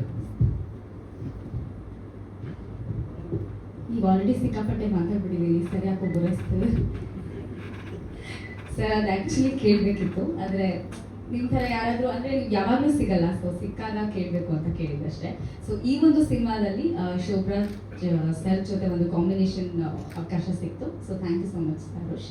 ಸೊ ತಾರುಷ್ ತುಂಬ ಕಷ್ಟಪಟ್ಟು ಇಷ್ಟಪಟ್ಟು ಈ ಒಂದು ಸಿನಿಮಾನ ಮಾಡಿದ್ದಾರೆ. ಸೊ ಎಲ್ಲ ಸೂಪರ್ ಸ್ಟಾರ್ಗಳ ಥರ ನೀವು ಒಬ್ಬರು ಸೂಪರ್ ಸ್ಟಾರ್ ಆಗಿ ಈ ಒಂದು ಸಿನಿಮಾಯಿಂದ ಸಕ್ಸಸ್ಫುಲ್ ಆಗಲಿ. ಈ ಸಿನಿಮಾಗೆ ನಿಮ್ಮೆಲ್ಲರೂ ಸಪೋರ್ಟ್ ಬೇಕು. ಹಾಗೆ ಸರ್ ನಿಮ್ಮ ಸಪೋರ್ಟ್ ಕೂಡ ಖಂಡಿತವಾಗ್ಲೂ ಬೇಕು. ನೀವು ಹೆಂಗೆ ಇವಾಗ ಬರಬೇಕಾದ್ರೆ ನಿಮ್ಮ ಜೊತೆ ಒಂದು 4-5 ಜನ ಗುಂಪಲ್ಲಿ ಬಂದ್ರಿ, ಅದೇ ಥರ ನಮ್ಮ ಹೀರೋ ಕೂಡ ನೆಕ್ಸ್ಟ್ ಮೂವಿ ಅಷ್ಟೊತ್ತಿಗೆ ಅಷ್ಟೇ ಸೂಪರ್ ಸ್ಟಾರ್ ಆಗಬೇಕು ಅಂತ ನನ್ನ ಆಸೆ. ಸೊ ಅವರಿಂದ ಒಂದು ಆ್ಯಡ್ ಏಜೆನ್ಸಿನಲ್ಲಿ ಕೆಲಸ ಕೂಡ ಸಿಕ್ತು. ಸೊ ಅವರಿಂದ ತುಂಬ ಅವಕಾಶಗಳು ಸಿಕ್ಕಿದೆ. ಸೊ ಬೇರೆಯವ್ರಿಗೆಲ್ಲ ನೆರವಾಗ್ತಿದ್ದಾರೆ. ಸೊ ಅವರು ಸೂಪರ್ ಸ್ಟಾರ್ ಆಗಬೇಕು ಅಂತ ನಾನು ಯಾವಾಗಲೂ ಆಶಿಸ್ತೀನಿ. ಆ್ಯಂಡ್ ತುಂಬ ಜನ ಇದ್ದಾರೆ, ಎಲ್ಲರೂ ಮಾತಾಡಲಿ. So all the best. Thank you ಈ ಒಂದು ಅವಕಾಶ ಸಿಕ್ಕಿದ್ದಕ್ಕೆ. ಇವತ್ತು ನಮ್ಮ ಜಾಲಿ ಸಿನಿಮಾದಲ್ಲಿ ನಟಿಸಿದ್ದಾರೆ ಸರ್, ಮಾತಾಡಿ. ಎಲ್ರಿಗೂ ಕಲಾಭಿಮಾನಿಗಳಿಗೆ ಹಾಗೂ ಪತ್ರಿಕೋದ್ಯಮಿಗಳಿಗೆ, ಇವತ್ತಿನ ಈ ಕಾರ್ಯಕ್ರಮನ ಲಾಂಚ್ ಮಾಡಿದವ್ರಿಗೆ ಎಲ್ಲರಿಗೂ ನಮಸ್ಕಾರಗಳನ್ನ ಹೇಳ್ತೀನಿ. ನಾನು ಚಿಕ್ಕ ವಯಸ್ಸಿನಿಂದ ನಾಟಕಗಳು ಮಾಡ್ಕೊಂಬಂದರೂ ಕೂಡ ಸ್ಕೂಲು ಕಾಲೇಜ್ ಡೇಸ್ಗಳಲ್ಲಿ, ಹಾಗೆ ಜನಪದ ಟೀಮಲ್ಲೂ ಇದ್ದರೂ ಕೂಡ ಇದು ನನ್ನ ಮೊದಲನೇ ಸಿನಿಮಾ ಅಂತ ಹೇಳ್ಬೋದು. ತಾರುಷ್ ಜನಪದರು ಬಂದಾಗ ಅವ್ರನ್ನ ಇಂಟ್ರೊಡ್ಯೂಸ್ ಮಾಡ್ಕೊತಾ ಇದ್ದಾಗ ಅವ್ರು ಹೇಳೋರು, ನಾನು ಸಿನಿಮಾದಲ್ಲಿ ಶಾರ್ಟ್ ಮೂವೀಸ್ ಮಾಡ್ತೀನಿ ಹಾಗೆ ಹೀಗೆ ಅಂತ ಹೇಳ್ತಾ ಇದ್ರು. ನನಗೂ ಮೊದಲಿಂದನೂ ಸಿನಿಮಾದಲ್ಲಿ ಬೆಳಿಬೇಕು ಅನ್ನೋ ಆಸೆ ಇತ್ತು. ನಾನು ಫಿಲಿಮ್ ಇನ್ಸ್ಟಿಟ್ಯೂಟ್ಗಳೆಲ್ಲ ಹೋಗಿ ಬಂದೆ, ಬಟ್ ನನಗೆ ಅಲ್ಲಿ ನೆಲೆ ಕಟ್ಕೊಳಕ್ಕಾಗಲಿಲ್ಲ. ಬಿಕಾಸ್ ನನ್ನ ಕೆಲಸ ಇದು ಮಾಡ್ಕೊಂಡಿರ್ಬೇಕು ಅನ್ನೋ ನಮ್ಮದು ಏನಿತ್ತು. ರಿಟೈರ್ಮೆಂಟ್ ಆದಮೇಲಿಂದ ನನಗೆ ಮೊದಲನೇ ಸಿನಿಮಾದಲ್ಲಿ ಚಾನ್ಸ್ ಕೊಟ್ಟಿದ್ದಾರೆ. ಇವ್ರಿಗೆ ಹೇಳ್ತಾ ಇದ್ದೆ ನಾನು, ಸಿನಿಮಾದಲ್ಲಿ ನೆಲೆ ಕಟ್ಕೊಳ್ಳೋದು ಭಾಳ ಕಷ್ಟ ಆಗುತ್ತೆ. ಇವತ್ತು ಎಂತೆಂಥವರೇ ಮೂಲೆಗೆ ಹೋಗ್ಬಿಟ್ಟಿದ್ದಾರೆ. ಒಳ್ಳೇದಾಗ್ಲಪ್ಪ, ಯಾಕೆ ನಿಮ್ಮ ತಂದೆ ತಾಯಿ ನಿನ್ನನ್ನು ನಂಬ್ಕೊಂಡು ನಿನ್ನನ್ನು ಕೆಲಸಕ್ಕೆ ಬಿಟ್ಟಿದ್ದಾರೆ. ಇಂಥ ಕೆಲಸಕ್ಕೆ ನಿನಗೆ ಒಂದು ಎಜುಕೇಷನ್ ಕೊಟ್ಟಿದ್ದಾರೆ, ಜೋಪಾನ ಕಾಲಿಡು ಅಂತ ಹೇಳಿದೆ. ಬಟ್ ಇವರು ಇದನ್ನು ಪ್ರೂವ್ ಮಾಡ್ಕೊಂಡಿದ್ದಾರೆ. ನಿಜವಾಗ್ಲೂ ಹೇಳಬೇಕು ಅಂತಂದರೆ, ಇಷ್ಟಪಟ್ಟು ಕಷ್ಟಪಟ್ಟು ಎಲ್ಲರನ್ನೂ ಸೇರಿಸ್ಕೊಂಡು ಹೊಸಬ್ರು ಹಳೆ ಆ್ಯಕ್ಟ್ರುಗಳು, ರೇಖಾ ದಾಸ್ ಮೇಡಮ್ ಇರ್ಬೋದು, ಇಲ್ಲ ಸುಷ್ಮಿತಾ ಇರ್ಬೋದು, ಎಲ್ಲರನ್ನೂ ಸೇರಿಸ್ಕೊಂಡು ಇವರು ಒಂದು ಫಿಲ್ಮ್ನ ತಗೊಂಬಂದಿದ್ದಾರೆ. ಇವ್ರಿಗೆ ನಾನು ನನ್ನ ಹೃದಯಪೂರ್ವಕವಾಗಿ ಮತ್ತೊಮ್ಮೆ ಆಶೀರ್ವಾದ ಮಾಡ್ತೀನಿ. ಇವರಿದೆ ಇಲ್ಲಿ ನಿಲ್ಲಿಸಿದ ಎಲ್ಲರಿಗೂ ಧನ್ಯವಾದಗಳು. ನಮಗೆ ಸಾಮಾನ್ಯವಾಗಿ ಸ್ಟೇಜ್ ಫಿಯರು ಅಂದರೆ ಇವತ್ತರೆಗೂ ನಾವು ಯಾವುದೇ ಮೈಕ್ ಹಿಡಿದು ಮಾತಾಡೋದಿಲ್ಲ, ಇಲ್ಲ ಬಣ್ಣ ಹಚ್ಚಿದವರಲ್ಲ. ನನ್ನನ್ನು 3 ತಿಂಗಳು ಸತತವಾಗಿ ಪ್ರಿಪೇರ್ ಮಾಡಿ ಈ ಕ್ಯಾರೆಕ್ಟರ್ಗೆ ತಾರಷ್ಟು ನನ್ನ ಪ್ರಿಪೇರ್ ಮಾಡಿ ಬಿಟ್ಟಿರೋದ್ರಿಂದ ನಾನು ಈ ಸಿನಿಮಾಲಿ ಒಂದು ಪಾತ್ರ ವಹಿಸಿದ್ದೀನಿ. ಅಷ್ಟೇ. ಥ್ಯಾಂಕ್ಸ್. Thank you. ಮತ್ತು ಪ್ರೀತ್ ಸೀಕ್ವೆನ್ಸ್ ಬೇಕಾಗಿತ್ತು. ಸುಮಾರು ಆಡಿಷನ್ಸಲ್ಲಿ ನೋಡ್ತಾ ಇದ್ವಿ ಯಾವ ಥರ ಮಗು ಇರ್ತಾರೆ ಅಂತ. ಸಖತ್ ಕ್ಯೂಟ್ ಆಗಿತ್ತು. ಮತ್ತು ಪರ್ಫಾರ್ಮ್ ಮಾಡ್ತಾ ಇರ್ಬೇಕಾದ್ರೆ ನೀವು ನೋಡ್ತಾ ಇರ್ಬೋದು, ಮಗು ಫೇಸ್ ನೋಡಿದ್ರೆ ಒಂದು ನಗು ಬರುತ್ತೆ. ಸೊ ಹಾಗಾಗಿ ರಿಯಾ, ನಿಂಗೆ ಏನು ಅನಿಸ್ತು? ಶೂಟಿಂಗ್ ಎಲ್ಲ ನೆನಪಿದೆಯಾ? ಈ ಸಾಂಗ್ ನೋಡಿದ್ರೆ ನೀನು ಏನು ಅನಿಸ್ತು? ಡ್ಯಾಡಿ ಮೇಲೆ ಓಕೆ. ಡ್ಯಾಡಿ ಅಂದರೆ ನಿಂಗೆ ಇಷ್ಟನಾ? ಹೌದಾ? ಸೊ ಎಷ್ಟಿಷ್ಟ? ತುಂಬ ಇಷ್ಟನಾ? ಅದು ಅಪ್ಪ ಮೇಲೆ ಮಾಡಿರೋ ಸಾಂಗ್ ಅದು. ಚೆನ್ನಾಗಿದೆಯಾ? ನಿನ್ನ ಸಿನಿಮಾದ ಯಾವ್ದಾರ ಡೈಲಾಗ್ ಇದ್ರೆ ಹೇಳಿ.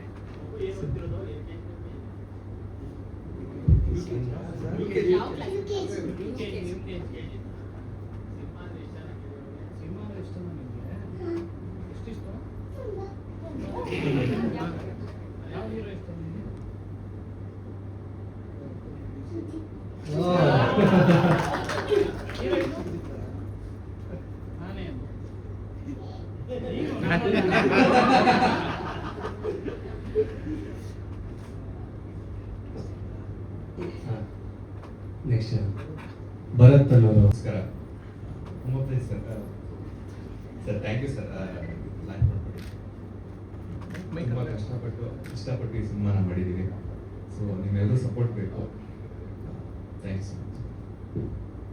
ನೆಕ್ಸ್ಟ್ ಅಭಿ ಅವ್ರು ಮಾತಾಡ್ತಾರೆ. ಹಾಯ್, ಎಲ್ರಿಗೂ ನಮಸ್ಕಾರ.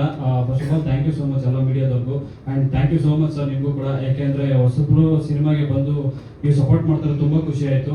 ಸೊ ಇದೇ ಥರ ಸಪೋರ್ಟ್ ಮಾಡ್ತೀರಿ. ಆ್ಯಕ್ಚುಲಿ ಏನೇನೋ ಪ್ರಿಪೇರ್ ಆಗಿದೆ ಮಾತಾಡೋಣ ಅಂತ ನಿಮ್ಮನ್ನೆಲ್ಲ ನೋಡ್ಬಿಟ್ಟು ಭಯ ಆಗ್ತಿದೆ. ನಾನು ಸುಮ್ಮನೆ ಒಂದು ದಿನ ನಮ್ಮ ಚಿಕ್ಕಪ್ಪನ ಕೇಳಿದ್ದೆ, ಅಪ್ಪ ಯಾವ ಥರ ಸಿನಿಮಾ ಮಾಡಬೇಕು, ಅಂದರೆ ಯಾವ ಥರ ಸಿನಿಮಾ ಇದ್ರೆ, ಅಂದರೆ ಕಾಮಿಡಿ ಇದ್ರೇನಾ, ಥ್ರಿಲ್ಲರ, ಹಾರರ, ಅಥವಾ ಅಂದರೆ ಎಮೋಷನ್ನ ಅಂತ ಕೇಳಿದ್ದಕ್ಕೆ ನಾನು ಹೇಳಿದ್ರೆ, ನಾನೊಂದು ಸಿನಿಮಾ ಮಾಡ್ತೀನಿ ಫುಲ್ ಹೆಂಗಿದ್ರೆ ಜನ ನೋಡ್ಕೊಂಡು ಈಚೆ ಹತ್ಕೊಂಡ್ಬರ್ಬೇಕು ಅಂತ ಹೇಳಿದ್ರು. ಆ ಥರ ಸಿನಿಮಾಗಳು ಯಾರೋ ಬರಲ್ಲ ಬಿಡು ಅಂತ ಹೇಳಿದ್ರು. ಯಾಕೆ ಅಲ್ಲ, ನಾನು ಅಂದರೆ ನಮ್ಮ ಮನೆಗೆ ಬಂದು ನಾನು ಹೆಂಡತಿ ಮಕ್ಕ ನೋಡಿದ್ರೆ ಹೇಳ್ತೀನಿ, ಈ ಸಿನಿಮಾಗೆ ಬಂದು ಯಾಕಪ್ಪ ಆಡಬೇಕು ಅಂತ ಹೇಳಿದ್ರು. ಅವತ್ತು ನನಗೆ ಅನಿಸ್ತು, ಸೊ ಎಲ್ಲ ಥರ ಜಾನರ್ ಇದ್ರೇನೆ ಜನ ಬಂದು ಸಿನಿಮಾನ ನೋಡೋದು ಅಂತ. ಸೊ ಹಾಗಾಗಿ ನಾವು ಎಷ್ಟೋ ಸಲ ಸ್ಕ್ರಿಪ್ಟ್ ಮಾಡ್ಬೇಕಾದ್ರೆ ಎಷ್ಟೋ ಸಲ ನಾವೇ ಎಂಜಾಯ್ ಮಾಡಿದ್ದೀವಿ. ಸೊ ಎಷ್ಟೋ ಸಲ ನಕ್ಕಿದ್ದೀವಿ. 1 ಅವರ್ 2 ಅವರ್ ಅದರಿಂದ ಹೊರಗಡೆ ಬರೋಕೆ ಆಗ್ತಿರ್ಲಿಲ್ಲ. ಸೊ ಎಲ್ಲ it's mixture of all emotions. So ದಯವಿಟ್ಟು ಇದೇ 31ನೇ ತಾರೀಕು ನಿಮ್ಮ ಹತ್ತಿರದ ಚಿತ್ರಮಂದಿರಗಳಲ್ಲಿ ಬಂದು ನೋಡಿ. ನಿಮ್ಮ ಪ್ರೀತಿ, ನಿಮ್ಮ ಪ್ರೋತ್ಸಾಹ ನಮ್ಮ ಹೊಸ ತಂಡದ ಮೇಲೆ ಇರಬೇಕು. ಎಲ್ಲಿವರೆಗೂ ನಾವು ಬಿಡ್ತೀವೋ ಇಂಡಸ್ಟ್ರಿಯಲ್ಲಿ ಅಲ್ಲಿವರೆಗೂ ನಿಮ್ಮನ್ನ ಎಂಟರ್ಟೈನ್ ಮಾಡ್ತಾನೆ ಇರ್ತೀವಿ. ಸೊ ನಮಗೆ ಬೇಕಾಗಿರೋದು ಇಷ್ಟೇ, ನಿಮ್ಮ ಸಪೋರ್ಟ್ ಅಷ್ಟೇ. So thank you so much. Thanks Abhi. Next Santha ಅವ್ರು ಮಾತಾಡ್ತಾರೆ. ಎಲ್ರಿಗೂ ನಮಸ್ಕಾರ. ನಾನು ಇದರಲ್ಲಿ ಮಾಡಿರೋ ಪಾತ್ರ ಹೀರೋ ಫ್ರೆಂಡ್ ಆಗಿ ತುಂಬ ಎಂಜಾಯ್ ಮಾಡಿದ್ದೀವಿ. ಅಷ್ಟೇ ಕಷ್ಟಪಟ್ಟು ಮಾಡಿದ್ದೀವಿ, ಅಷ್ಟೇ ಇಷ್ಟಪಟ್ಟು ಮಾಡಿದ್ದೀವಿ. ದಯವಿಟ್ಟು 31ನೇ ತಾರೀಕು ಎಲ್ಲರೂ ಥಿಯೇಟ್ರಿಗೆ ಬಂದು ನೋಡಿ. ಹೊಸ ಕಲಾವಿದರನ್ನ ಸ್ವಲ್ಪ ಕೈ ಹಿಡ್ಕೊಂಡು ಮುಂದೆ ಹೋಗಿ ಅಂತ ಕೇಳ್ಕೊತೀನಿ. Thank you. ನಂತರ ಒಂದು ವಿಲನ್ ಕ್ಯಾರೆಕ್ಟರ್ ಅಂದರೆ ಒಬ್ಬ ನಾಯಕ ನಟ ಎಷ್ಟು ಮುಖ್ಯನೋ ಅದಕ್ಕೆ ಆಪೋಸಿಟ್ ವಿಲನ್ ಪಾತ್ರನೂ ಅಷ್ಟೇ ಸ್ಟ್ರಾಂಗ್ ಆಗಿರಬೇಕು. ಸೊ ಹಾಗಾಗಿ ವಿಲನ್ ಪಾತ್ರದಲ್ಲಿ ಶ್ರೀಕಾಂತ್ ಅವರು. ಬಂದಿರೋ ಎಲ್ಲರಿಗೂ ನಮಸ್ತೆ. ನಾನು ಆಲ್ಮೋಸ್ಟ್ ಒಂದು 4-5 ಪ್ರೆಸ್ ಮೀಟ್ ಕೊಟ್ಟಿದ್ದೀನಿ. ಇವಾಗಲೂ ನನಗೆ ಮುಂದೆ ನಿಂತ್ಕೊಂಡು ಮೈಕ್ ಇಟ್ಕೊಂಡ್ರೆ ಕೈ ಕಾಲ ಹೋಗುತ್ತೆ. ಅದಕ್ಕೆ ಬರಲ್ಲ ಅಂದ್ಬಿಟ್ಟು ಅಲ್ಲೇ ಕೂತಿದ್ದೆ. ಬಾ ಅಂತ ಫೋರ್ಸ್ಫುಲಿ ಕರ್ಸ್ಕೊಂಡಿದ್ದಾರೆ. ನಾನು ತಾರೇಶ್ ಅವರು ಆಲ್ಮೋಸ್ಟ್ ಮೂವಿ ಫೀಲ್ಡಲ್ಲೇ ಪರಿಚಯ. ಮಾಫಿಯಾ ಫಿಲಮಲ್ಲಿ ಪರಿಚಯ ಆಗಿದ್ದು. ಅದಾದಮೇಲೆ ನಂದೊಂದು ಫಿಲಮ್ ನೋಡ್ಬಿಟ್ಟು ಈ ಫಿಲಮ್ಗೆ ವಿಲನ್ ಕ್ಯಾರೆಕ್ಟರ್ ಮಾಡ್ಕೊಡ್ಬೇಕು ಅಂತ ಹೇಳಿದ್ರು. ಸರಿ ಆಯಿತು ಅಂದ್ಬಿಟ್ಟು ಬಂದು ಕುಂತ್ಕೊಂಡು ಒಂದು 3-4 ದಿವಸ ಕುಂತ್ಕೊಂಡು ಪ್ರಾಕ್ಟೀಸ್ ಮಾಡಿ ಅದು ಬಂದ್ಬಿಟ್ಟು ಕೋಲಾರ್ ಸ್ಲ್ಯಾಂಗ್ ಬರುತ್ತೆ. ನಮಗೂ ಕೋಲಾರ್ ಸ್ಲ್ಯಾಂಗಿಗೂ ಫುಲ್ಲು ಅಜಗಜ ಅಂತ ನಾವು ಮಾತಾಡೋದಕ್ಕೂ ಅವರೆಲ್ಲ ಪ್ರಾಕ್ಟೀಸ್ ಕೊಟ್ಟು ಫುಲ್ಲು ರೆಡಿ ಆಗಿಬಿಟ್ಟು ಆಮೇಲೆ ಮಾಡಿದ ಕ್ಯಾರೆಕ್ಟ್ರು ತುಂಬ ಚೆನ್ನಾಗಿ ಬಂದಿದೆ. ಕ್ಯಾರೆಕ್ಟ್ರು ತುಂಬ ಚೆನ್ನಾಗಿದೆ. ಹಾಗೆ ಮೂವಿನೂ ತುಂಬ ಚೆನ್ನಾಗಿದೆ. ತುಂಬ ಕಷ್ಟ ಬಿದ್ದು ನಾನು ತುಂಬ ವರ್ಷದಿಂದ ನೋಡ್ತಾ ಇದ್ದೀನಿ. ತುಂಬ ಕಷ್ಟ ಬಿದ್ದು ಒದ್ದಾಡ್ಕೊಂಡು ತುಂಬ ಮಾಡ್ತಾ ಇದ್ದಾರೆ ಫಿಲ್ಮು. All the best. ಎಲ್ಲರೂ ಸಪೋರ್ಟ್ ಮಾಡಿ, ಎಲ್ಲ ಒಳ್ಳೆಯದಾಗಿ. ಆ್ಯಂಡ್ ಇನ್ನೊಂದು ಒಂದೇ ಒಂದು ಮಾತು, ನಾನು ತಾರೇಶ್ ಅವ್ರ ಬಗ್ಗೆ ಹೇಳಬೇಕು. ಯಾಕೆಂದರೆ ಅವರು ಎಷ್ಟು ಪ್ಯಾಷನೇಟ್ ಇದೆ ಅಂದರೆ ಅವ್ರಿಗೆ ಸಿನಿಮಾ ಬಗ್ಗೆ ಅಂದರೆ ಅವರೇ ಡೈರೆಕ್ಷನ್ ಮಾಡಿ ಅವರೇ ಹೀರೋಗಿ ಆ್ಯಕ್ಟ್ ಮಾಡಿ ಅವ್ರು ಎಷ್ಟು ಕಷ್ಟಪಟ್ಟಿದ್ದಾರೆ ಅಂತ ಹತ್ತಿರದಿಂದ ನಾವೆಲ್ಲ ನೋಡಿದ್ದೀವಿ. ಸೊ ನನಗೆ ಅನ್ನಿಸ್ದಂಗೆ ಅವ್ರಿಗೆ ಒಳ್ಳೆ ಲೈಕ್ ಅವ್ರು ಅನ್ಕೊಂಡಂಗೆ ಎಲ್ಲ ಫೆಸಿಲಿಟಿ ಸಿಕ್ಬಿಟ್ರೆ ನನಗೆ ಗೊತ್ತು ನೆಕ್ಸ್ಟ್ ಬರೋ ಕನ್ನಡ ಇಂಡಸ್ಟ್ರಿಯಲ್ಲಿ he will be the mass hero. So thank you so much. ನಿಮ್ಮ ಪ್ರೀತಿ ನಿಮ್ಮ ಆಶೀರ್ವಾದ ಅವ್ರ ಮೇಲೆ ಇರಲಿ. Thank you. Thank you. ಮಾಸಿರೋಲ್ಲ ಬೇಡ. ಇವತ್ತನೇ ಉಮಾಪತಿ ಸರ್ ಬೈದರು ಮಾಸಿರೋಗೆಲ್ಲ ಬೇಡ, ಕಂಟೆಂಟ್ ಓರಿಯೆಂಟೆಡ್ ಇರಲಿ ಅಂತ. ಮಾಸ್ ಹೀರೋ ಒಂದೇ. ಮಾಸ್ ಹೀರೋದಲ್ಲಿ ನಾನು ಇರ್ತೀನಿ ಕಾಮಿಡಿ. ನಾನು ಸುಷ್ಮಿತಾ ಕಲ್ ಇರ್ತೀವಿ ಕಾಮಿಡಿ ಮಾಡೋಕ್ಕೆ. ಇಲ್ಲ ಇಲ್ಲ, ಅದೇ ಅವಾಗಲೇ ಹೇಳಿದ್ರಲ್ಲ ಒಂದು ಮಾತು, ಎಲ್ಲನೂ ಒಗ್ಗೂಡಿರ್ಬೇಕು ಅಂತ. ಅದಂತೂ ಸತ್ಯ. ಸೊ ಇವಾಗ ನನ್ನ ತಾಯಿ ಪಾತ್ರ ಆಗಿ ಅಂದರೆ ಹೆಚ್ಚು ಸೀನ್ಸ್ಗಳು ಬರಲ್ಲ. ಏನಕ್ಕೆ ಬಜೆಟ್ ಕನ್ಸ್ಟೆಂಟ್ಸ್ ಅಲ್ಲಿ ಕೆಲವೊಮ್ಮೆ ಜಾಸ್ತಿ ಹೇಳ್ಕೊಂಡು ಹೋಗೋದಕ್ಕಾಗಲ್ಲ. ಸ್ವಲ್ಪ ಚಿಕ್ಕದಾಗಿ ಪಾತ್ರ ಬಂದು ಚೊಕ್ಕದಾಗಿದೆ. ನಾನು ಮಾತಾಡ್ಬೇಕು. ಪ್ರೇಮಕ್ಕ ಅಂತ. ಎಲ್ರಿಗೂ ನಮಸ್ಕಾರ. ಇದು ನನ್ನ first movie. Santosh first phone ಮಾಡಿ ಹೇಳಿದಾಗ ಒಂದು ಪಾತ್ರ ಇದೆ ಅನ್ನೋ, ನಾನು ಮೂವಿ ಮಾಡಿಲ್ಲ, ಫಸ್ಟ್ ಟೈಮ್ ಇರೋದ್ರಿಂದ ಆಯಿತು ಮಾಡ್ತೀನಿ, ಆದರೆ ಅಕ್ಕ ಮಾತೇ ಇಲ್ಲ ಇದರಲ್ಲಿ ಅಂದರು. ಆದರೂ ಮಾಡಿದ್ದೀನಿ. ತುಂಬ ಪುಟ್ಟ ಪಾತ್ರ. ಅವನ್ನ ನಾನು ರಂಗಭೂಮಿಯಿಂದ ನೋಡಿದ್ದೀನಿ. ಪ್ಲೀಸ್ ಅವನಿಗೆ ಸಪೋರ್ಟ್ ಮಾಡಿ. ಅವನು ರಂಗಭೂಮಿಯಲ್ಲಿ ಹೇಗಿದ್ದ, ಈಗ ಇಷ್ಟು ದೊಡ್ಡ ಸ್ಕ್ರೀನ್ ಮೇಲೆ ಅವನು ಬರಬೇಕು ಅಂದರೆ ತುಂಬ ಶ್ರಮ ಪಟ್ಟಿದ್ದಾನೆ. ನಿಮ್ಮೆಲ್ಲರ ಸಪೋರ್ಟು ಅವನಿಗೆ ಬೇಕು ಅಷ್ಟೇ. All the best. ಹುಟ್ಟದಪ್ಪ. ಸೊ ಹಾಗಾಗಿ ಅವರು ಆಲ್ರೆಡಿ ಒಂದು ಮುಂಬೈಯಲ್ಲೂ ಎಲ್ಲೋ ದೇವಸ್ಥಾನಕ್ಕೆ ಹೋಗಿದ್ದಾರೆ. ಸೊ ನಮ್ಮ ಚಿತ್ರಕ್ಕೆ ಒಳ್ಳೇದಾಗಲಿ ಅಂತ ಕೇಳ್ಕೊಂಡು ಬರೋಕ್ಕೆ ಹೋಗೋರೆ ಅವ್ರ ಫ್ಯಾಮಿಲಿ ಜೊತೆ. ಸೊ ನಾವು ಸಡನ್ನಾಗಿ ಅಂದರೆ 31ಕ್ಕೆ ರಿಲೀಸ್ ಬರ್ತಾ ಇದ್ರಿ. ಪೋಸ್ಟ್ಪೋನ್ ಮಾಡ್ಕೊಳ್ಳೋಕ್ಕೂ ಒಂದು ಅವಕಾಶಗಳು ಇರಲಿಲ್ಲ. ಸುಮಾರು ದಿನಗಳಿಂದಲೇ ಪ್ರವೀಣ್ ಸರ್ ಹತ್ರ ಮಾತಾಡ್ಬಿಟ್ಟಿದ್ರಿ. ಹಾಗಾಗಿ ಅವ್ರು ಬರಲಿಕ್ಕಾಗಿಲ್ಲ. ಬಟ್ ಅವರು ಬೆಸ್ಟ್ ವಿಶಸ್ನ ಮತ್ತೆ ಮುಂದಿನ ದಿನಗಳಲ್ಲಿ ಇಂಟರ್ವ್ಯೂಸಲ್ಲಿ ಹೇಳ್ತಾರೆ.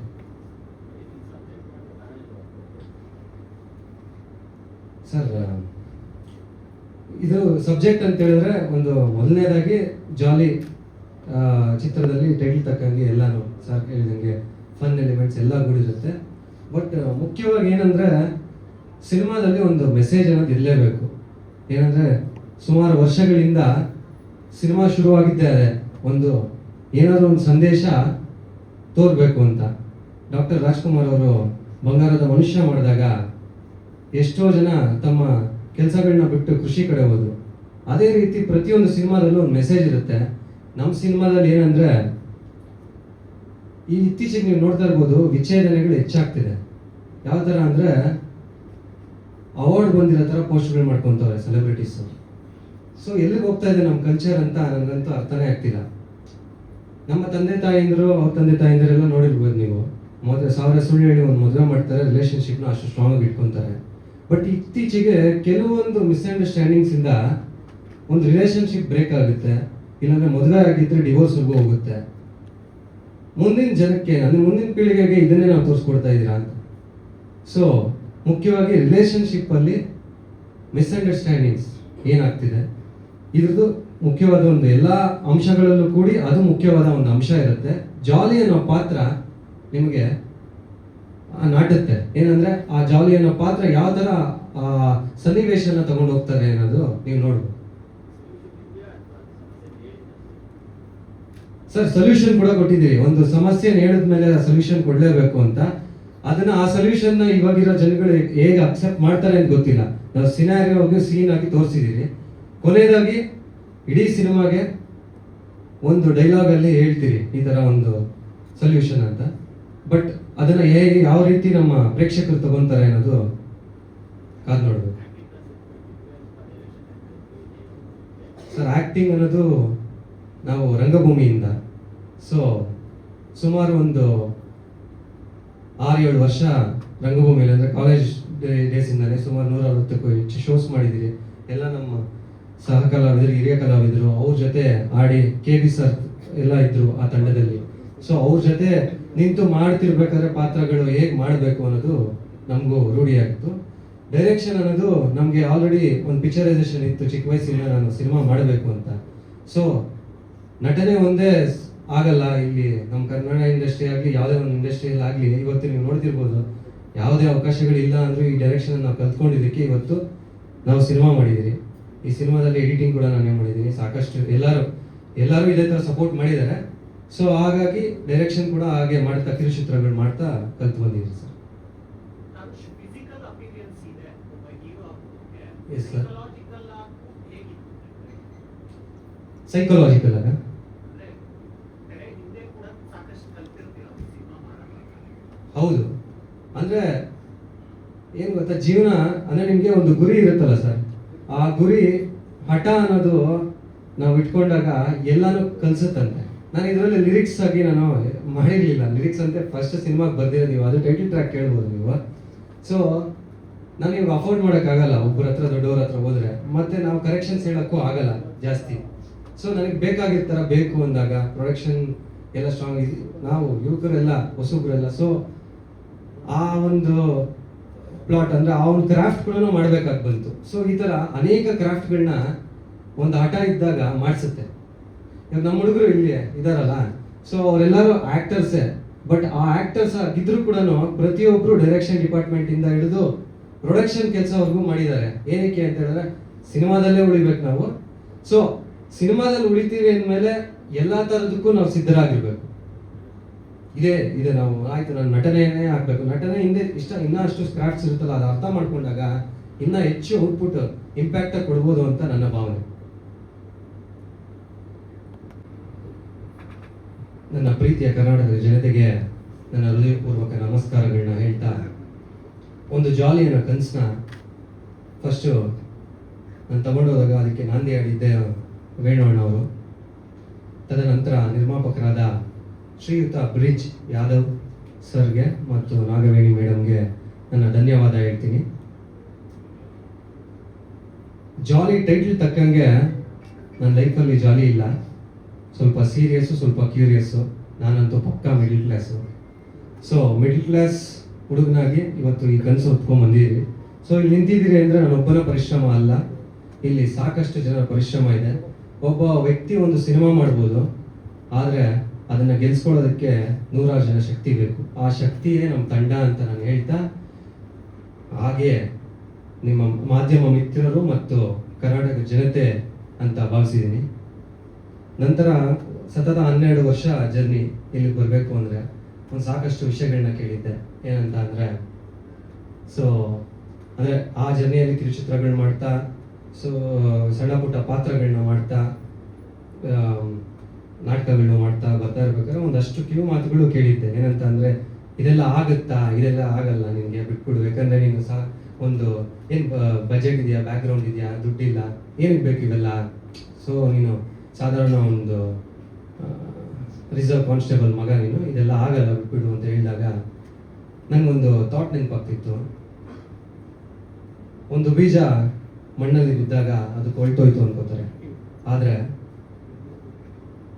ಅದು ಬೇರು ಬಿಡ್ತಾ ಬೆಳೀತಾ ಇರುತ್ತೆ. ಇವತ್ತು ಅದು ಬೇರಿಂದ ಚಿಗುರಾಗಿ ಜಾಲಿ ಚಿತ್ರದ ಮೂಲಕ ಚಂದನವನಕ್ಕೆ ಅಂಬೆಗಾಲಿಡ್ತಾ ಇದೆ. ಸೊ ಪ್ರತಿಯೊಬ್ಬ ಪ್ರೇಕ್ಷಕರಲ್ಲಿ, ಕನ್ನಡ ಕಲಾಭಿಮಾನಿಗಳಲ್ಲಿ ನಾನು ಕೇಳ್ಕೊಳ್ಳೋದೊಂದೇ, ಅಂಬೆಗಾಲಿಡ್ತಾ ಇರೋ ತಾರುಷ್ನ ಕೈ ಹಿಡಿದು ನಿಮ್ಮ ಪ್ರೀತಿ ಪ್ರೋತ್ಸಾಹದಿಂದ ಬೆಳೆಸಿ ಅಂತ ಕೇಳ್ಕೊತೀನಿ. ಮತ್ತೆ ಸುಮಾರು ವಿಷಯಗಳು ಏನಂದರೆ, ಈಗ ಅನೇಕ ಟಾಕ್ಸ್ ಬರ್ತಾ ಇದೆ. ಏನಂದರೆ ಇತ್ತೀಚೆಗೆ ಯಾರು ಕನ್ನಡ ಸಿನಿಮಾಗೆ ನೋಡ್ತಾ ಇಲ್ಲ, ಕನ್ನಡ ಸಿನಿಮಾ ಬರ್ತಾ ಇಲ್ಲ. ಹೌದು, ಯಾಕೆ ಅಂದರೆ ನೀವು ನೋಡ್ತಿರ್ಬೋದು ಹೊರ ರಾಜ್ಯಗಳಲ್ಲಿ ಸಿನಿಮಾ ಕಲ್ಚರ್ ಅನ್ನೋದು ಇದೆ, ಹಾಗಾಗಿ ಸಿನಿಮಾ ಇನ್ನೂ ಅಲ್ಲಿ ಜೀವಂತವಾಗಿ ಉಳಿದಿದೆ. ಸೊ ನಮ್ಮಲ್ಲಿ ನಾನು ಎಲ್ಲ ಪ್ರೇಕ್ಷಕರಲ್ಲಿ ಒಂದು ಮನವಿ ಮಾಡೋದೇನಂತ ಅಂದರೆ, ಸಿನಿಮಾ ಥಿಯೇಟರ್ಸ್ಗೆ ಬಂದು ತಮ್ಮ ಕುಟುಂಬ ಸಮೇತರಾಗಿ ತಿಂಗಳಿಗೆ 1 ಅಥವಾ 2 ಸಿನಿಮಾ, ಹೌದು ನಮ್ಮಲ್ಲೂ ತಪ್ಪುಗಳಿರುತ್ತೆ, ಒಂದು ಉದ್ಯಮ, ಏಳು ಬೀಳುಗಳು ಇದ್ದೇ ಇರುತ್ತೆ. ಸೊ ಇವಾಗ 1-2 ಬ್ಯಾಕ್ ಟು ಬ್ಯಾಕ್ ಒಂದು ಕೆಟ್ಟ ಸಿನಿಮಾಗಳು ಬಂದಿರ್ಬೋದು, ಬಟ್ ಮತ್ತೆ ಎದೋಳೋದಕ್ಕೆ ಪ್ರೇಕ್ಷಕರಾಗಿ ನೀವೇ ಸಪೋರ್ಟ್ ಮಾಡಬೇಕು. ತಿಂಗಳಿಗೆ 1 ಸಿನಿಮಾ ನೋಡಿದಾಗ 10ರಲ್ಲಿ 1 ಅಥವಾ 2 ಸಿನಿಮಾ ನಿಮಗೆ ವರ್ಷದಲ್ಲಿ ನೀವು ಒಳ್ಳೆ ಸಿನಿಮಾ ನೋಡ್ತೀರಾ. ಸೊ ಆಗ ನಿಮಗೆ ಒಂದು ಭರವಸೆ ಬರುತ್ತೆ ಅಂತ ನಾನು ಹೇಳ್ತೀನಿ. ಸೊ ಇದರೆಲ್ಲದರ ನಡುವೆ ಇವತ್ತು ನಾನು ಈ ಸ್ಟೇಜ್ ಮೇಲೆ ಇದ್ದೀನಿ ಅಂತ ಹೇಳಿದ್ರೆ ಅದಕ್ಕೆ ಮುಖ್ಯವಾದ ಕಾರಣ ನನ್ನ ತಂದೆ ತಾಯಿ. ಅಂದರೆ ಅವರು ಪ್ರೋತ್ಸಾಹ ಇಲ್ಲ ಅಂದಿದ್ರೆ ನಾನು ಇವತ್ತು ಇಲ್ಲಿ ಬರ್ತಾ ಇರಲಿಲ್ಲ. ಯಾಕಂದರೆ ಸಾಲ ಸೋಲ ಮಾಡಿ ಇಂಜಿನಿಯರ್ ಮಾಡಿದ್ರು. ಇಂಜಿನಿಯರ್ ಮಾಡಿದ್ಮೇಲೆ ನಾನು ಸಡನ್ ಆಗಿ ಅಂದರೆ ಈ ಸಿನಿಮಾ ಫೀಲ್ಡ್ಗೆ ಹೋಗ್ತಾ ಇದ್ದೀನಿ ಅಂತ ಹೇಳಿದ್ರೆ ಏನಂದರೆ ಅಬ್ಸರ್ವೇಷನಲ್ಲಿ ನಾವು ಈ ಫಿಲ್ಮ್ ಫೀಲ್ಡ್ಗೆ ಬಂದ್ಬಿಡ್ತೀವಿ, ಬಟ್ ಅವರೆಲ್ಲೂ ಮುಖ ಎತ್ಕೊಂಡು ಓಡಾಡೋಕ್ಕಾಗಲ್ಲ. ಯಾಕಂದರೆ ನಮ್ಗೆ ಇನ್ನೂ ಒಂದು ಐಡೆಂಟಿಟಿ ಅಂತ ಸಿಗೋವರೆಗೂ ಕೂಡ ಎಲ್ಲೂ ಮುಖ ಎತ್ಕೊಂಡು ಓಡಾಡೋಕ್ಕಾಗಲ್ಲ. ಯಾವುದೋ ಒಂದು ಫಂಕ್ಷನ್ಸ್ಗೂ ಅವ್ರು ಹೋಗಿಲ್ಲ ಸುಮಾರು ವರ್ಷಗಳಿಂದ. ಏಕೆ ಅಷ್ಟು ಕೇಳಬೇಕು, ಏನಕ್ಕೆ ಸಿನಿಮಾ ಫೀಲ್ಡ್ಗೆ ಹೋಗ್ತಾ ಇದ್ದಾನೆ ಈ ಥರ. ಸೊ ಇದರೆಲ್ಲ ನನ್ನ ಜೊತೆ ನಾವೇನೋ ಸಿನಿಮಾ ಫೀಲ್ಡ್ ಬಂದಿದ್ದೀರಿ, ಇದನ್ನೆಲ್ಲ ತ್ಯಾಗ ಮಾಡಿ ಒಂದು ನಿರ್ಧಾರ ಮಾಡಿಬಿಟ್ಟಿರ್ತೀರಿ. ಬಟ್ ನಮ್ಮ ಜೊತೆ ಅವರು ಎತ್ತವರಾಗಿ ಏನೋ ಒಂದು ಕನಸುಗಳು ಕಟ್ಕೊಂಡಿರ್ತಾರೆ. ಅವರು ನಮ್ಮ ಜೊತೆ ಇದನ್ನೆಲ್ಲ ಫೇಸ್ ಮಾಡಿದ್ದಕ್ಕೆ ಎಂದಿಗೂ ಚಿರಋಣಿಯಾಗಿರ್ತೀನಿ ಅವ್ರಿಗೆ. ನಿಮ್ಮ ಚಿತ್ರರಂಗ ಅನ್ನೋದಿತ್ತು ಅನ್ನೋದು ಮಟ್ಟಕ್ಕೆ ಮಾತ್ರ ಯಾರೋ ಕರ್ಕೊಂಡು ಹೋಗ್ಬಿಡಿ. ನಾನು ಕನ್ನಡ ಜನತೆಯಲ್ಲಿ ಕೈ ಮುಗಿದು ಕೇಳ್ಕೊತಾ ಇದ್ದೀನಿ. ಸೊ ನೀವೇ ನಡೆಸಬೇಕು. ಹಾಗೆ ನೀವು ಮುಂದಾದರೆ ಇಲ್ಲಿ ಅನೇಕ ಪ್ರೊಡ್ಯೂಸರ್ಗಳು ಮುಂದಾಗ್ತಾರೆ. ಅವ್ರಿಗೊಂದು ಭರವಸೆ ಕೊಡಬೇಕು, ನೀವು ನಾವಿದ್ದೀರಿ ಅಂತ ಅವ್ರಿಗೊಂದು ಭರವಸೆ ಕೊಟ್ಟರೆ ಅವರು ನಮಗಿದ್ದಾರೆ ಅಂತ ಅವ್ರೊಂದು ಭರವಸೆ ಕೊಡ್ತಾರೆ. ಸೊ ನಾನು ಕೊನೆಯದಾಗಿ ನಮ್ಮ ಚಿತ್ರದಲ್ಲಿ ಅಪ್ಪು ಸರ್ನು ನೆನೆಸ್ಕೊಂತ, ಸೊ ನಾವು ಸರ್ಪ್ರೈಸಿಂಗ್ ಪ್ಯಾಕೇಜ್ ಅಂತ ಹೇಳಿದ್ರಲ್ಲ ಮ್ಯಾಮ್, ಅದೇ ಥರ ಆ ಸರ್ಪ್ರೈಸಿಂಗ್ ಪ್ಯಾಕೇಜಲ್ಲಿ ಕನ್ನಡ ಎಲ್ಲ ಅಪ್ಪು ಸರ್ ಫ್ಯಾನ್ಸ್ಗೆ ಅದು ನೀವು ಥಿಯೇಟ್ರಲ್ಲಿ ನೋಡ್ಬೋದು. ಸೊ ಕೊನೆಯದಾಗಿ ಎಲ್ಲ ಪ್ರೇಕ್ಷಕರಲ್ಲೂ ನಾವು ಕೇಳ್ಕೊಳ್ಳೋದು 31st ಬಂದು ಸಿನಿಮಾನ ನೋಡಿ ಅಂತ. Thank you. ಜೈ ಕರ್ನಾಟಕ ಮತ್ತು ಜೈ Bhuvaneshwar. Okay. Ready, 1, 2, 3, go.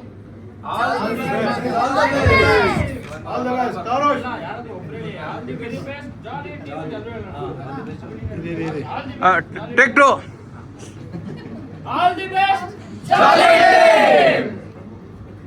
Short okay.